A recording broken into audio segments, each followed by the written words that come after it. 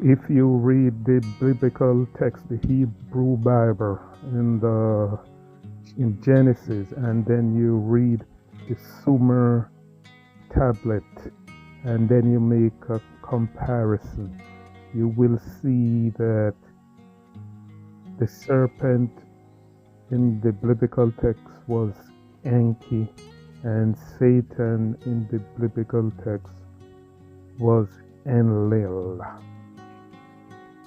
In the Hebrew Bible, it states that God made Adam and Eve and put them in the Garden of Eden so that they could take care of it according to Genesis. But he has two rules that Adam and Eve got to abide by.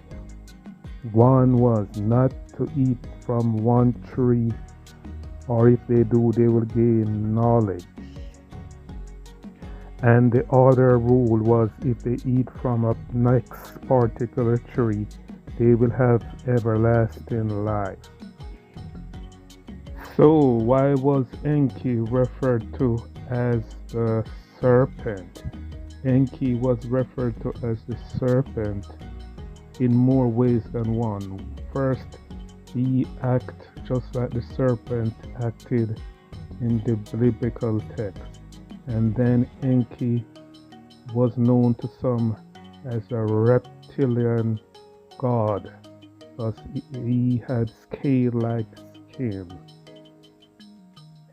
Before Enki and Nin had made man or tried to make man in the Sumer tablet, Enlil, Satan or Satan in Sumer meaning, Satan or Satan mean the administrator, and Enlil was the administrator on earth. He was the one who made all the rules.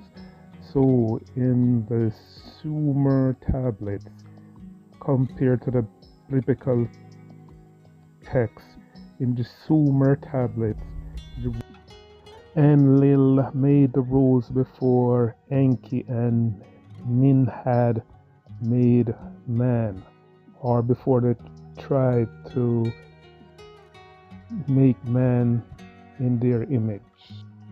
Unlike the Hebrew Bible, where God made the rules after he made Adam and Eve, Enlil made the rules before he let Enki and Ninhad make Adamu and Tiamat.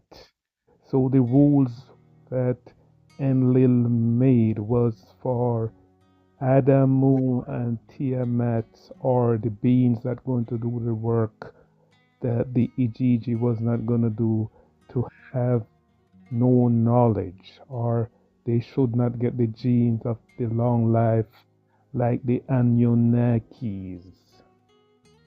And the rule that Enlil made was for man not to be like the Anunnakis. The Anunnakis should rule over man, and the Anunnaki should be the supreme being, while the Homo sapiens were to be the beings less than the Anunnaki.